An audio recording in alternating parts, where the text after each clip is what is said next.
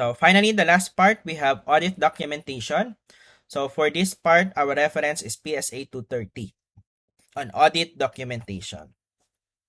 So audit documentation, remember, supports the opinion of the auditor. And furthermore, it can also help us in the future for quality control purposes, to determine whether we have performed our audit in accordance with the standards. So because that will be our best defense now in case we are involved in a lawsuit or in a problem with our engagement. So usually this is the flow of documentation of our audit work.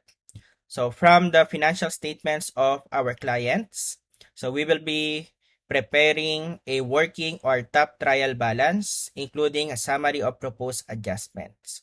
So usually this top trial balance or working trial balance came from the trial balance file of our client, which supports the amounts presented in the financial statements. So when the client provides us with a trial balance, so usually that is one of the first documents that will be provided by the client, so for us to start our substantive audit procedures or substantive test procedures. So once the client has provided us with a trial balance, so we convert it into a working trial balance by adding columns related to adjustments and or reclassifications. And then we have the adjusted columns related to the trial balance. And then, so for each account or group of account in the working trial balance, we will be preparing a lead schedule. So the lead schedule will somehow summarize the procedures that we will be performing on a particular account or groups of account. Now, for example, we will have a lead schedule for audit of cash and cash equivalents, a separate lead schedule for audit of receivables account, and so on and so forth. And on each lead schedule, so we will have the summary of the procedures performed on that particular account or groupings of account. So let's say for audit of cash, so we will perform several audit procedures there. So the summary of the procedures that we have performed on cash account will be put here in the lead schedule. And the procedures performed for that account or groups of account will be supported by the detailed working papers. Like for example, confirmation replies from third parties, recalculations of the auditor, so cash count sheets, so our memo for items that we have observed, notes that we have done during inspection, so copies of the client's documents where we found exceptions, so that will be the content of the detailed working papers. Now, to understand what we need to document in a working paper, so we talk about the essential elements of working paper. So essential elements of working paper are needed so for that working paper to be valid, so supporting our audit opinion. So working paper is considered to be complete if it, number one, documents the audit procedures performed. So what we have performed in that particular procedure, whether we have inquired, inspected, observed, recalculated, confirmed. So we document that in our working paper. So the audit evidence that we have obtained, like for example, source documents of the client, invoice, contracts. So we include that the details of them in our working paper. And finally, the conclusions reached. So whether we have concluded that the related account are free from material misstatement, or if we have exceptions, we have to document that also in our working paper. So these are the three most important components of the working paper. Now, in addition, for the working paper to be useful, okay, and easy to follow for the purpose of the audit team, so there are what we call the other elements of the working paper. So we have the heading. So the heading contains the title of the working paper, including the date or the coverage of the audit procedures performed. We also have the dates and the initials of the staff and reviewers of the working paper. So to indicate who prepared the working paper and who reviewed the working paper. So indexing numbers and cross-referencing, these are letters and the symbol that facilitate the review of the working paper and referencing it to other working papers prepared by the auditor or by the staff and other audit team members.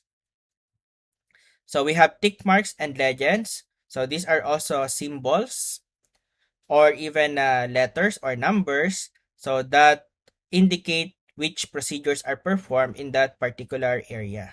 So like for example, there is symbol of check in the working paper and in the legend. So it will be explained what procedures were performed in that particular tick mark. So for example, verified mathematical accuracy. And finally, we have the statement of conclusion. So to illustrate, so here is an example of a working paper. So this is the heading.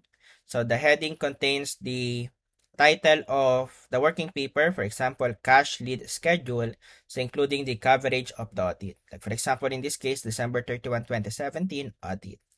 So and then we have the name of the preparer and the reviewer, including the date when they prepared the working paper and when the reviewer reviewed the working paper. So we have here indexing and referencing. For example, this lead schedule is indexed as letter A. So in the trial balance, in the line item of cash there will be a reference there. Please refer to A. So that means the auditor reviewing the work of the audit team, so we'll refer to a working paper labeled A, so which in this case, the cash lead schedule. So then we have the tick marks and legend. So these symbols here, for example, this one, the caret.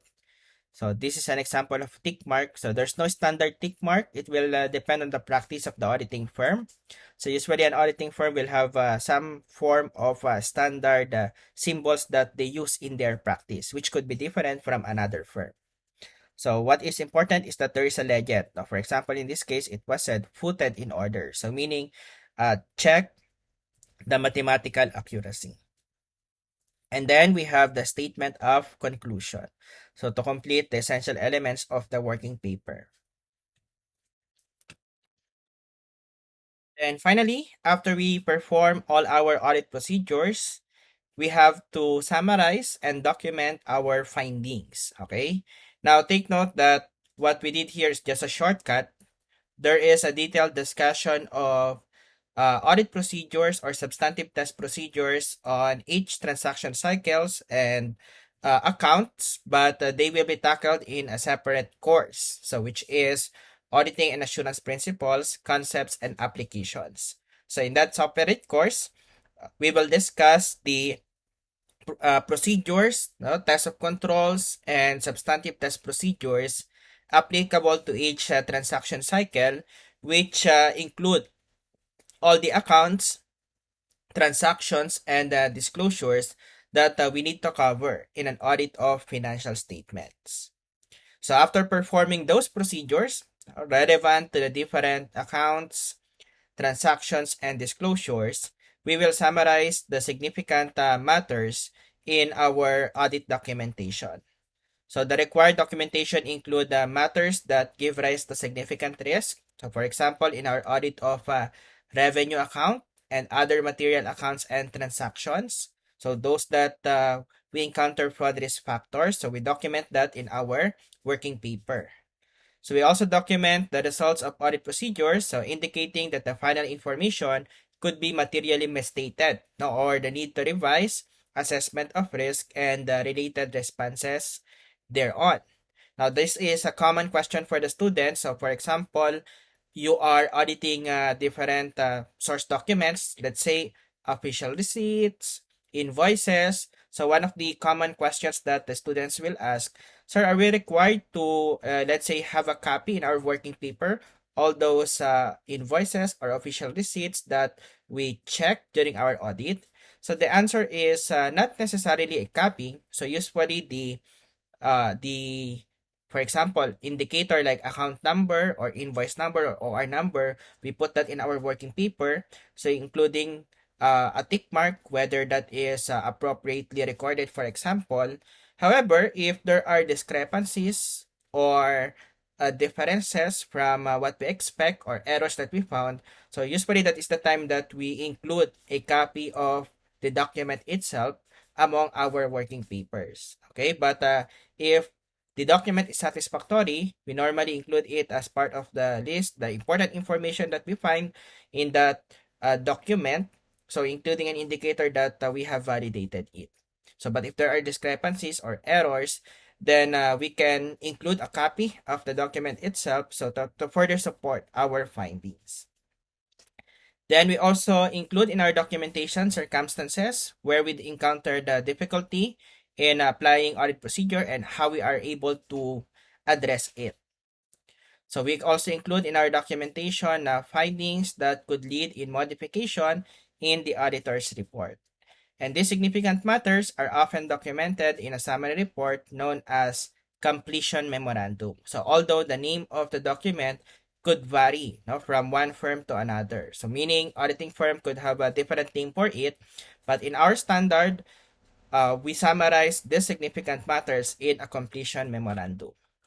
So this completion memorandum describes the significant matters identified during the audit and how we were able to address them.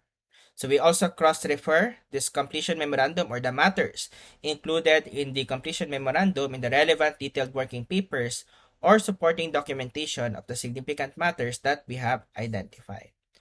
So this is an example of a completion memorandum. So it's a document that summarizes our significant findings, including cross-referencing to the different working paper or detailed working paper that support the matter discussed in this completion memorandum. Next, let us discuss the classification of audit documentation. So audit documentation can be classified as either permanent file or current file. So permanent file are files that contain continuing significance to current and future audits. Okay. So examples of permanent files include the company documents like articles of incorporation, registration documents like registration with BIR, so bylaws, so bond indentures and contracts that affect not only one period but multiple periods. So analysis of prior years that are still important for the current audit, like for example, information relating to understanding of internal control structures, so which are normally in place for a long period of time, and our assessment of control risk. So on the other hand, current files are those evidence, description of audit procedures, and conclusions relevant to the audit of a specific year only. So like for example, the trial balance. So the trial balance would differ or change from year to year. So that is considered only a current file. So adjusting and reclassifying entries for that year, which will be changed in the succeeding year or succeeding audit period. So lead schedules for each account, transaction, and disclosures would also change from period to period, and the related supporting schedules. So as to the ownership of working paper, so this one is very important. So audit documentation are the property of the auditor. So it should not be regarded as part or as a substitute for the client's accounting records. Okay, so that is why if, for example, they want to use or access our working paper in the future after the audit, so they have to get our consent as auditor, so for them to access our working paper. So they cannot treat that as part of their accounting records. Okay, so normally the working papers include schedules, analysis, prepared by the audit team, by the auditor, by the partner, and the staff. So for example, we prepared a worksheet or spreadsheet, so summarizing our procedures. That's part of our working paper. Now, there's also documents that originally came from the client and furnished to the auditor. Now, like for example, copy of invoices or contracts from the client. So that is part of the client's records. However, if they furnish us a copy, so let's say a copy of the invoice or copy of the contract, that will become part of our working paper. Okay, so the original document, the original invoice or contract is the record of the client, but the copy furnished to us auditor will be part of our working paper and therefore our property. Okay, so what is excluded from the working paper owned by the auditor are the reports that we provide to the client. So if after our work, we prepared a report and then we issued it to the client, then that report will be part of the client's documents or records. Okay, so again, included are the schedules, worksheet, spreadsheet prepared by the partner and the staff, the audit team, and the documents of the client furnished to the auditor, or copies of the documents of the client furnished to the auditor. So excluded from the working paper are the reports issued by the auditor going to the client. Next, we have assembly of working paper. So the auditor shall assemble the audit documentation in an audit file. So meaning to say, after our work has been done, okay, our work has been completed, we issued our audit report. So we have to compile our document. Okay, so we call it assembly. Now, in practice, we know this as archiving. Now, we archive our working papers. So, in the word of the standard, so it's called assembly of working papers. So, we assemble the audit documentation in audit file and complete the administrative process of assembling the audit file 60 days after the date of the auditor's report. So, this is the one required in the standard. So, but rules and regulations could vary in practice, especially, let's say, if you're auditing a listed company or a foreign entity, so the period could be different. Okay, but by default, it's usually 60 days after the date of the auditor's report, so in accordance with our audit standard PSA 230, audit documentation. Okay, now take note that the completion of the assembly of the audit file after the date of the audit report is an administrative process, meaning to say, it's not the time to perform any new audit procedures or to form any new conclusion. So because by this time, the auditor have already issued the auditor's report. So the changes in the documentation during the final assembly process should be limited to administrative nature only. Okay? So you will not be performing new procedure anymore. So these are the examples of administrative changes. Like for example, deleting or discarding superseded documentation. So because remember or take note, diba, when we prepare documents, sometimes there are different version 1, version 2, and then the final version. So when we delete the initial or previous version, so that's allowed during the assembly period. Okay, so sorting, collating, or cross-referencing working papers, properly putting labels on the working papers, that is also an example of administrative changes. So signing off on completion checklist, so related to the file assembly process, is also acceptable. And documenting audit evidence that we have obtained already, discussed, and used in the previous period before the auditor's report. So we are just fixing the format. We are only fixing the form at this point, so but not performing any procedures, new audit procedures, or new conclusion anymore. Now, finally, we have retention of audit files. So do we keep the audit working paper forever? So not necessarily. So because we are allowed not to discard the working paper after a retention period. So in this case, we are not to discard or delete the final assembly file before the end of its retention period. Now, in the absence of local requirements, our PSA requires the auditor to retain the working paper not shorter than 5 years from the date of audit report. However, in the case of Philippines, in our country, in our jurisdiction, so Philippine SEC requires the auditors to retain working papers not less than 7 years. So from the date of the auditor's report. So if the question asks in the absence of local requirements, so our answer is 5 years for the retention period. Okay? But if silent, so in the Philippines, our answer is 7 years. So because that is the one required by SEC. Okay, so that's it for this module. We have substantive audit procedures, and audit documentation. So again, the detailed discussion on the audit procedures for each account, transaction, class of transaction, and disclosures are discussed in a separate course, no? Auditing and Assurance Principles, Concepts and Applications.